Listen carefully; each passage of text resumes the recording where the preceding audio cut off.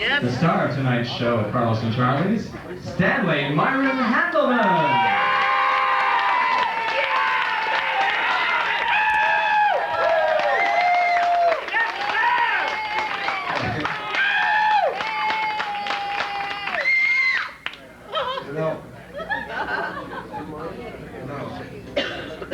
Barry's wife, he's leaving now. He heard my aunt. That's his aunt. That's why I do comedy. He has to carry that in.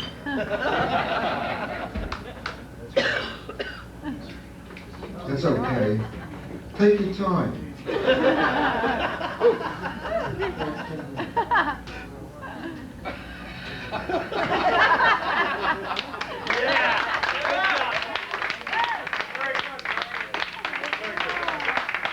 Let's stay in touch.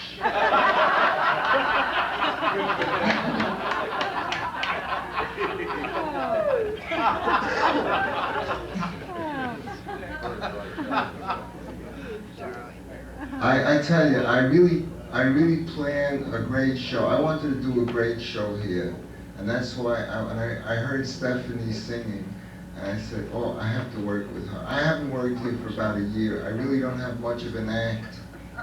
That's why I had Stephanie open up. I figured you get your money's worth on that part of the show, and this is like a bonus. You know? Anyway,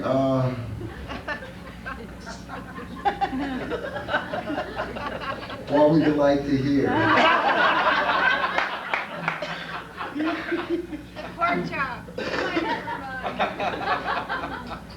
There was these three guys, see. I think there's a little too much mic over here. I know it's sort of like giving me a bad impression of myself.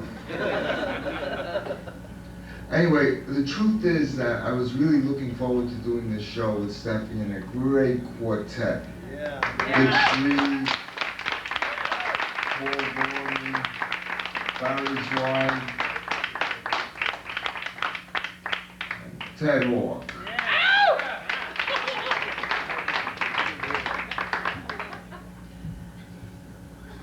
Anyway, there was these three guys, see?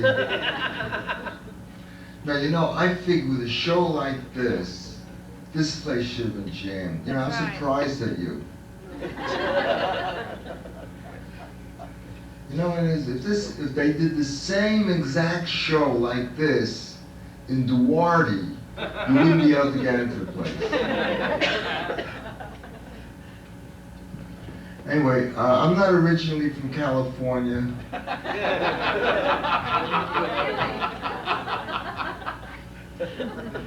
Took me years to learn how to talk like this so I could pass. I originally come from the East Coast. I come from Brooklyn, New York. But I did live in Manhattan, then I tried the Bronx out, and Queens. I never lived in Staten Island. Then I moved out here. I thought, gee, you know, California, you know, when you're living in New York, California is just like orange trees and movie stars. And I came out here, I figured it doesn't matter where I lived, you know, it's California. So I moved to Glendora. I was living in Glendora for about 2 years, and then I started to feel a little suspicious. I was thinking, Glendora, you know, where the hell is Glendora? It's like in the middle of nowhere. Then I found out it's only 5 minutes away from Duarte.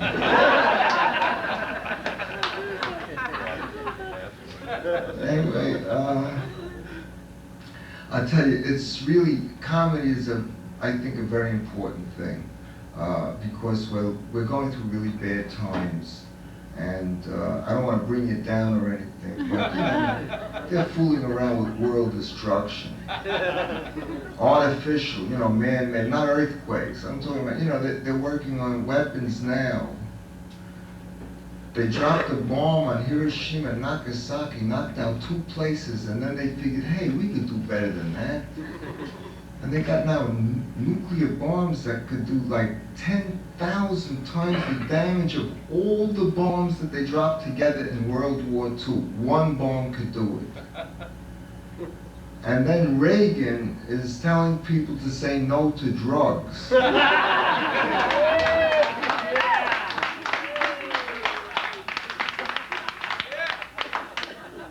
He wants us to face this cold turkey.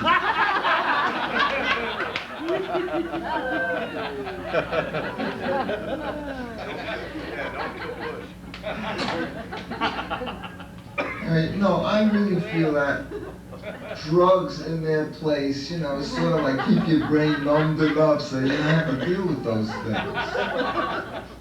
Everybody really needs a little escape. Even I. But I don't use drugs.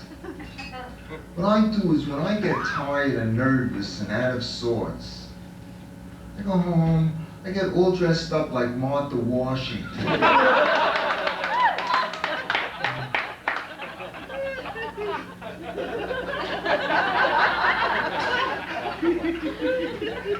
And get little American flags. I tell you, if I didn't do that, I think I could go crazy.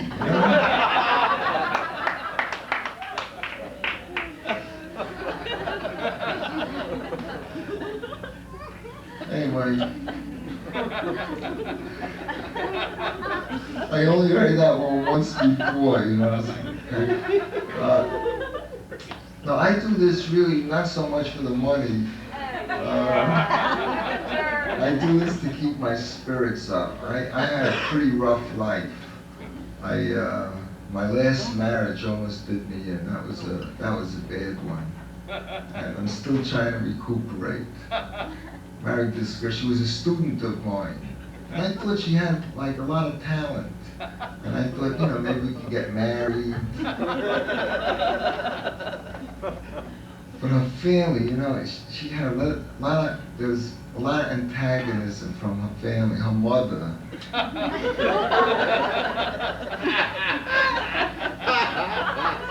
Mrs. Filatico. She said she didn't want me to have anything to do with her daughter because I didn't have any class. I said, Mrs. Filatico, that's a lot of crap. And her father, there was another beauty. He didn't want us to get married. He says, there's too much of an age difference. I said, look, Mr. Filatico, you may know a lot, but I'm just a little older than you.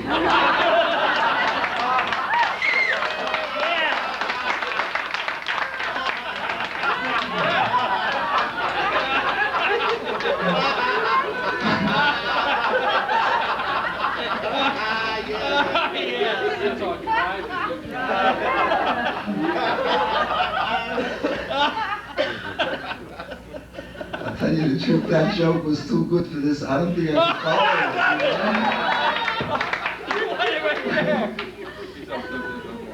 follow it. Anyway, no, the thing is, I'm really lucky that I could do this because I'm not really suited for many other kind of jobs.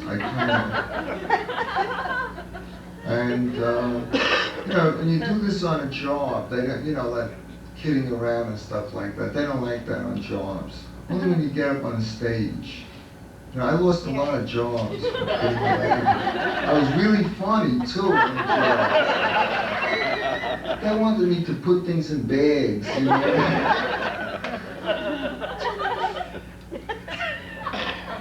It was this automation. That's what really killed it for me. I had a job for 13 years, and I was doing real great. And then the boss decided he was going to go mod, and put in some automation there. And he put in this electric pencil sharpener.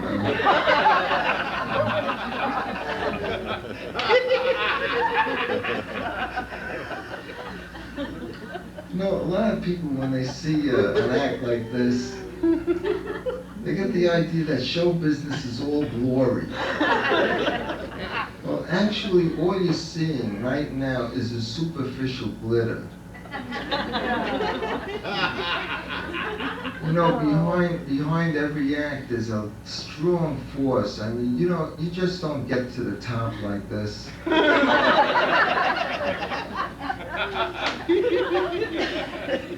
need people in back of you, you know? I'll tell you an interesting story. There was a guy, he was at the turn of the century, he's a world famous tightrope walker. His name was Blvd. And at the height of his career, in a manner of speaking,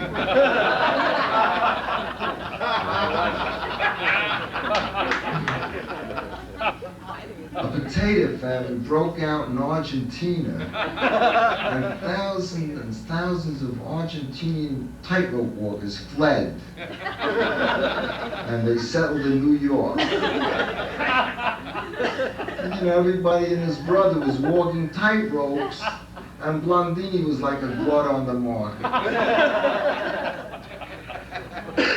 So he had a sort of like a manager, press agent, and he said to Blvd, he says, you know, in order to get back your reputation, you have to do something that nobody else would dare to do. So he talked him into going to the Niagara Falls. This is in the middle of the winter. They didn't tell anybody. They went up there, there's blizzards, nobody around for thousands of miles. And they stretched a tightrope across the falls. And the manager says, look, you take me on your back, and when we get to the other side, I'll write about that, and the whole world will know you'll be famous overnight. He took the press agent on his back, and when they got halfway across the falls, a sudden gust of wind, they both disappeared into the falls. And you know, today, nobody knows about this.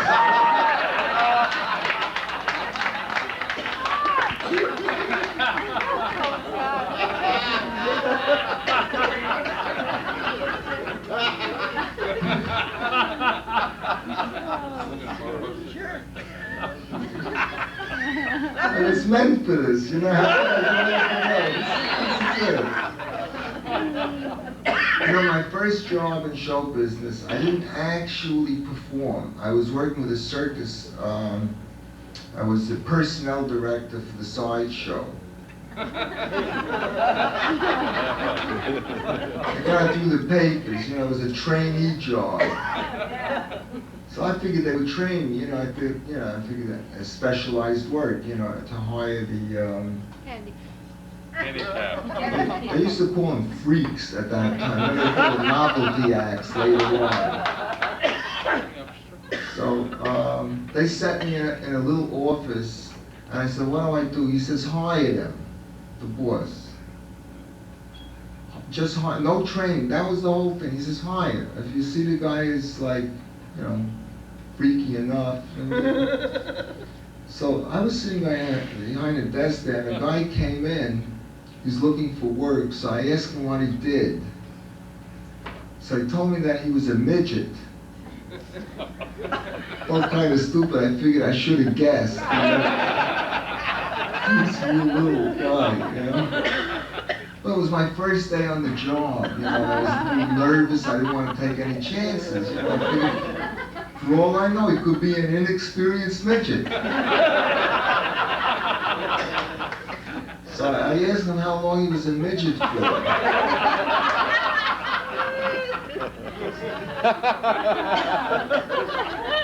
He said 5 years, professionally.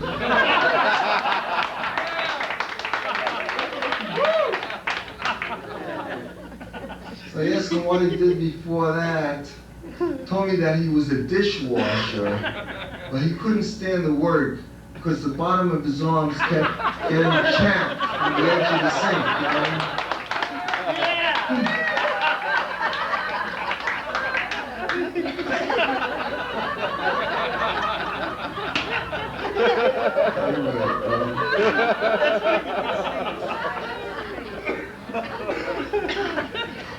Notice that I talk rather slowly. I'm going to do a half an hour act, and I only have about 10 minutes of material.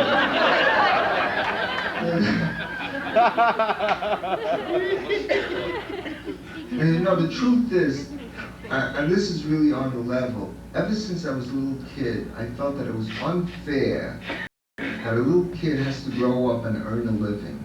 It was just something that didn't sit right with me. And I was a little kid. I knew I was a little kid. And my father used to say to me, "What are you going to be when you grow up?" I started to think that I'm nothing now. I have to grow up to be something. I started to think about evolution, you know? I mean, it took billions of years.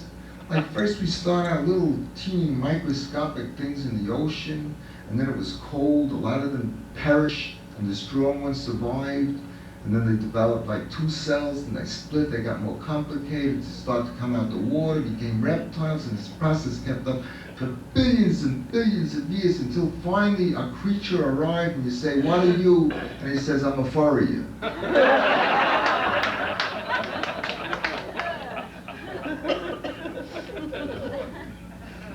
What a waste, you know? Anyway, I did try to find work. I never really thought about gearing myself for something. I used to work as an athletic director, you know, take any kind of jobs. It's like odd jobs. Athletic director wasn't really hard. I'll tell you how I got that job. I was working in a place, it was like a kind of a Jewish intellectual place, and the people were in their lower 80s. And they used to sit around and play balalaika and do chess, you know, stuff like that. And then I used to do a pantomime act. I used to play records and move my mouth, and I'm really authentic. I used to do operas and stuff, and use voices like Lawrence Tibbett, you know, really good. And people thought I was singing, you know, looked like an expensive act. They never figured out that where the orchestra was, you know, they never thought the question. But I did a good record act, and then the owner said, "You know, you don't do anything during the rest of the week." And Rose, that was the other owner, she says that it doesn't look nice, so maybe you would like to be the athletic director. He says, "I never did that." He says, "Well, look at the people, they won't do anything. But we just want to put you in the paper that we have an athletic director." So I got that job, and I used to encourage the people to sit around the pool, you know, enjoy themselves. I had a sitting around the pool tournament.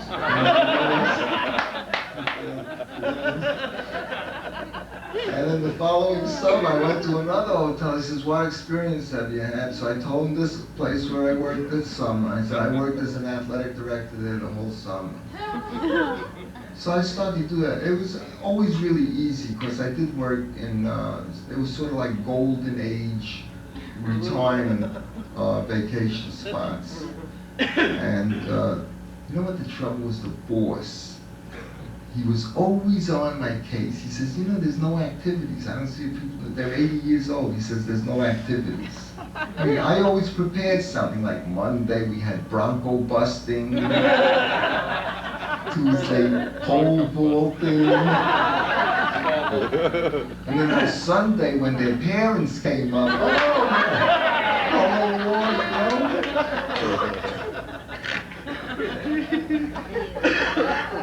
Anyway, what happened was when I started to get older and I realized I had no skill, you know, you can look for young man wanted just for a certain amount of time. So I decided that I would train myself. So I figured maybe I have some kind of a skill that I don't know about. I'm out of touch with. So I took some aptitude tests. You know, in New York they give you free aptitude tests. And they tested everything. You know, it was like 8 hours a day. They tested me for 3 days straight. And when the results came in, the guy told me that I was very good at odd jobs.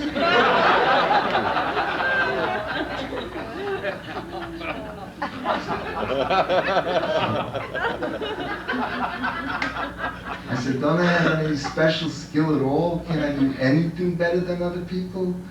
So he told me that I could do any kind of work that required a lot of strength. So I couldn't do that. I said, how could you tell I'm strong from an aptitude test?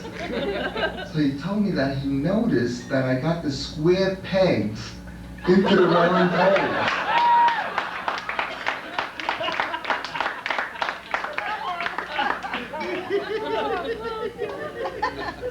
Anyway, I felt good about that myself. You know, they don't slip in there. You really have to get that.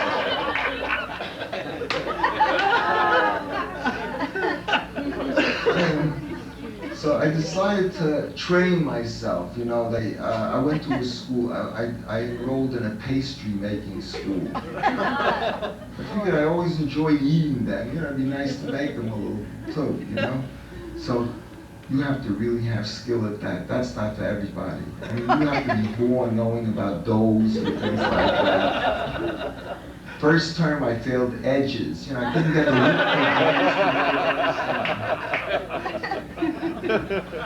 I know I would have done better in the course if it wasn't for the teacher. This guy was a creep. I mean, he might have been a good pastry chef himself. I don't know. But he certainly did not know how to communicate. All he liked to do was degrade and humiliate people. Like once he embarrassed me in front of the whole class. You know what he did? He cut a slice out of my chocolate layer cake, and he used it to keep the door open.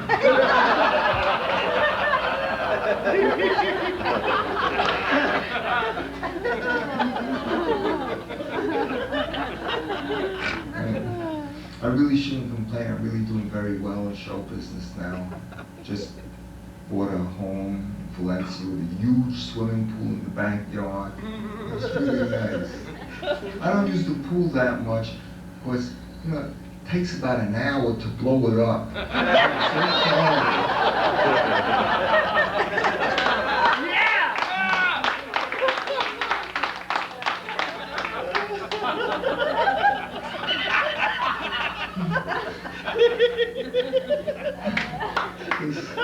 They come out of nowhere. It's a gift. Anyway, what I do at this point when I see I have a nice, lively audience like this is I tell request jokes. If anybody has a favorite joke they'd like retold by a professional.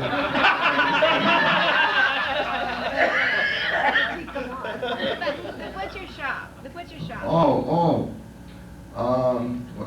I said I came from New York. The reason I moved out of New York is I love the city and everything, but I lived in a really bad area. They had crime, you wouldn't believe. They had gangs. They used to come in the middle of the night, robbing, looting, raping, and making noise.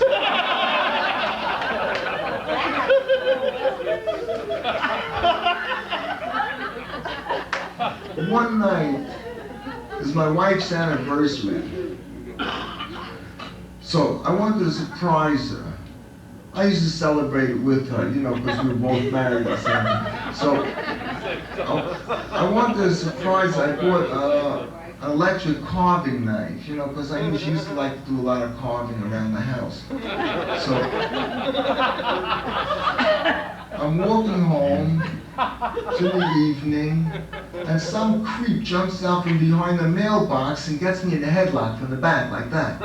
So I'm trying to get the thing off the bow. You know, I don't want to break it, you know, because I could never tie it back. You know, I'm pushing the thing. And finally, it took me about 5 minutes. I got it out. I couldn't find any place to plug it in. But he did.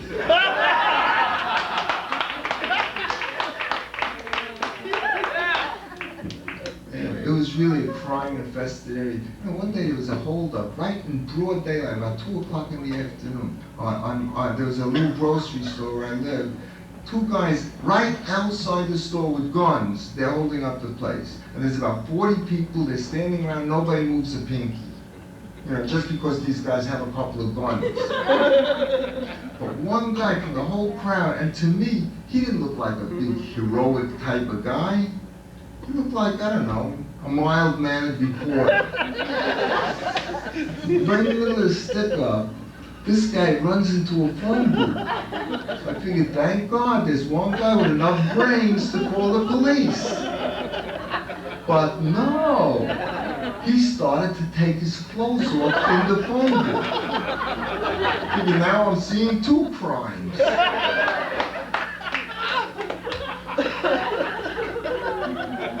Then he steps out, he's wearing like a dancing outfit.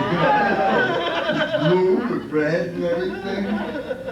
And he took off these thick glasses that he was wearing, and he flew right into the side of a building. If you're that blind, don't fly, you know?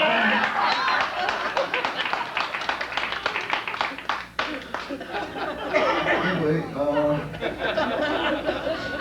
one day my wife and I went to the butcher. That's where she used to buy the meats for the house. The butcher's a real wise guy and a thief. So he wraps up 3/4 of a pound of lamb chops, and he's charging her for a pound. You know, so as soon as he handed her the package, you could feel it was, you know, it wasn't a pound. You could tell a woman's shopping. It's a 1/4 of a pound difference. So she said very nicely, you know, sort of not angry. She just says, "Excuse me, but I don't think that weighs quite a pound." Just like that. Nothing offensive. "I don't think that weighs quite a pound." She didn't say, "That's 1/4 of a pound short." I don't think that weighs quite a pound. All of a sudden, the butcher turns red as a beet. He runs out from behind the counter, grabs the lamb chops out of her hands and throws them into her face. She's holding a bag of groceries, knocks the groceries out of her arms all over the floor, a whole bag of groceries. And then he picked up a wooden meat tenderizer and he started to beat her with the meat tenderizer. Well, I was getting angrier by the minute. He said, "You call yourself a businessman?"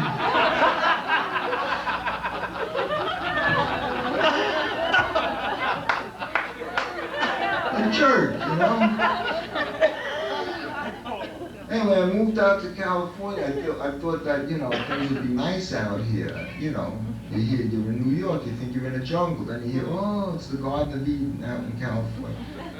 Wherever you go, people are people. I came out here, I didn't know how long I was going to stay out here. I did the Dean Martin show and it looked kind of shaky. So, I don't want to... You know, you can't exist out here without a car, a vehicle. I teach traffic school. There are no cars. A cop will never stop a car. He'll stop a vehicle. I always thought it was vehicle, you know, it's a vehicle. Incidentally, there's a thing coming up on the ballot about the insurance. You following that? There's 101, 104, and 106. They're put out by the insurance companies. Now, at one time, I would have disagreed with the insurance companies, you know, because they're a giant industry. They have billions of dollars in profits. They don't pay any taxes. Not a penny in taxes. But you know something? They have to do that. You know why? Because the people are constantly trying to rip them off. I had a friend in New York. This guy never wanted to work. A real bum, you know. He's always had ideas to make money without working. So one day he comes over to me, tells me he's going to get rich. I said, let's hear it. Told me he took out an insurance policy for $5 where he was going to collect $50,000 in case an elephant fell out a window on him. So, you know, now, I never heard of a thing like that happening. And I said to him, where is an elephant going to fall out of a window from? So he told me that he was nobody's fool.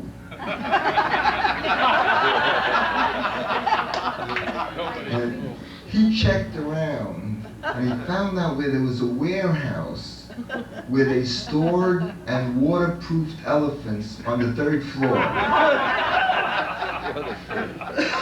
You know, during the rainy season.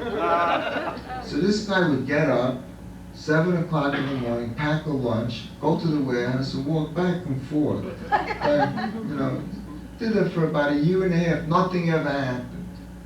So I went over to the manager, I said, excuse me, but does an elephant ever fall out of the window?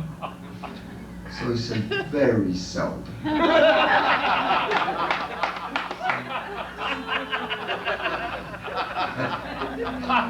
I didn't have the heart to tell my friend, you know, I was so optimistic, always looking up, you know. But one day he was walking back and forth, and a fire engine went by, and the siren must have scared one of the elephants, and the elephant came plummeting out the window, and boom! He just missed him.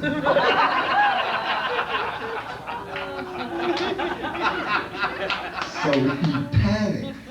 He figured nobody was looking, and he tried to pick the elephant up to get underneath, and he got a rupture. He couldn't even collect. He wasn't covered for that. Anyway,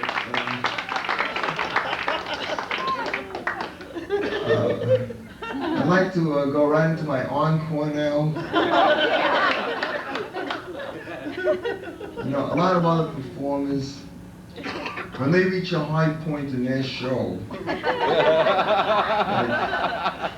I just did in mine, they say, you know, you've been a great audience. I had a wonderful time. I hope you did too. I know you did. I hope we get to do this again real soon. Thank you and good evening. Then they walk out. Everybody goes, hooray, more, more. Well, I don't like to take those kind of chances.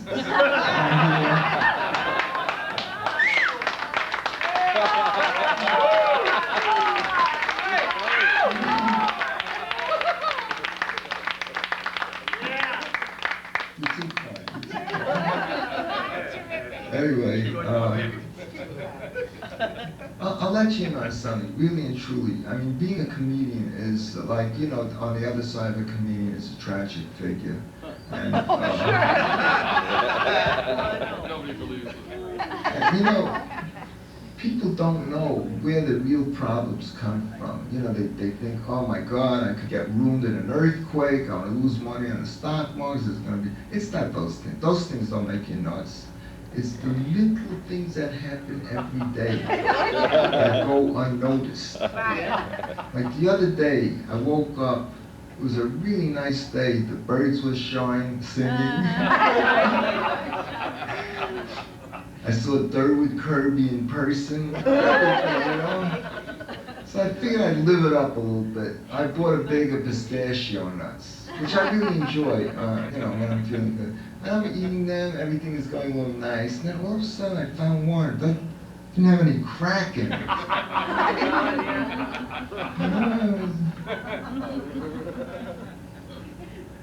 don't know what to do with it when it doesn't have any crack in it. You know, you risk a tooth if you try to break it. You're better off trying to break a Brazil nut. You know, those little nuts are as hard as a Brazil nut.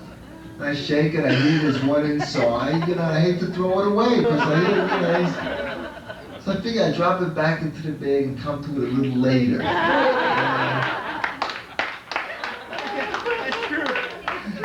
Toward the end of the bag, that's all you get. You know? And another thing is like, you go out to relax, you go to a movie. Like a couple of months ago, I went to this Revival Theater and I saw a double feature. It was Ben-Hur and Gone with the Wind. And, it was hard to really sit through both of you. So I had to go to the bathroom in the movie. You know, I figured, okay, I'll take a second. You know, they used to have a roll of paper in the bathroom. Before you sat down on the seat, you tear off 3 pieces of paper about that long, and you put it on the seat like that. 1, 2, 3. Takes a second, that's it. You know, it's really proportion.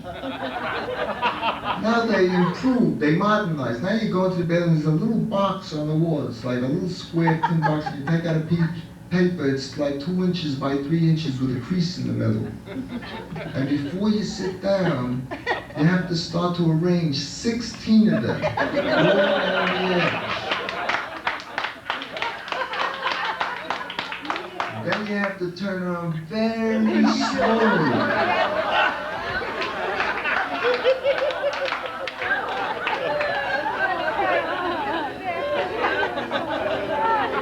It took me about 4 minutes to get them balanced over there, and then somebody opened up the door by mistake and they didn't do it.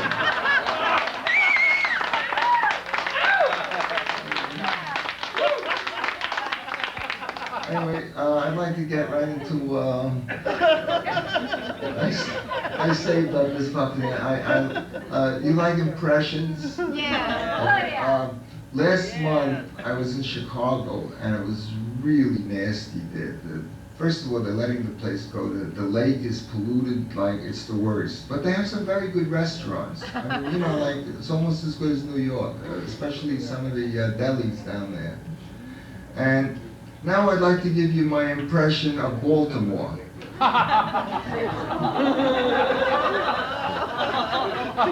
It's surrealistic humor.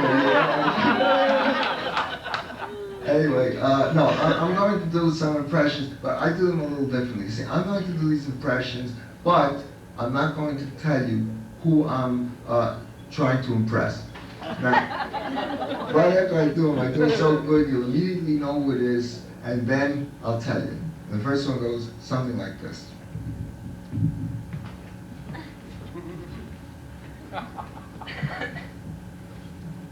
I don't want to walk the plank,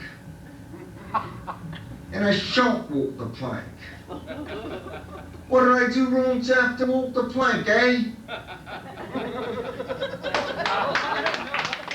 Anyway, that of course was Freddie Bartholomew.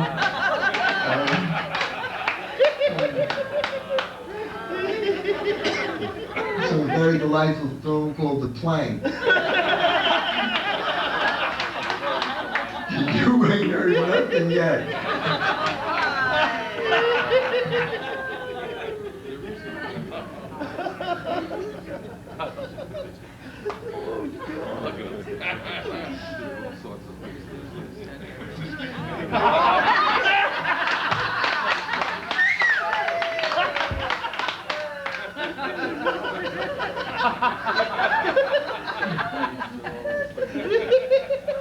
Don't send me to the orphanage. I ain't no orphan.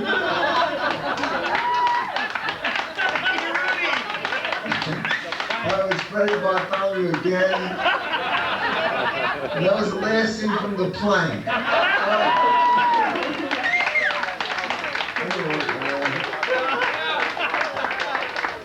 I tell you something. You know, you see a talent like this. And my parents wanted me to be a scientist. My uncle, all the famous Handelmans were scientists, and my parents were kind of disappointed that I chose this. I had an uncle that was, he was pretty advanced. You know, he was working when they were just perfecting the movies, and he had an idea about the way, the principle of moving pictures, and what he did was remember they used to sell baseball with a baseball ticket, a card of a baseball player, a gum, piece of gum, square gum. And he collected about 50 pictures of Phil Rizzuto. Like this. So he sliced them on that. Then he connected them all along the bottom with staples and some tape.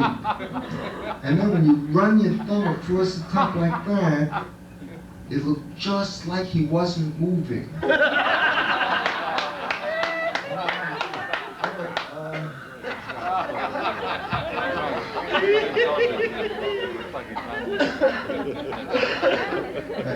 My act is over. It has been for about 15 minutes.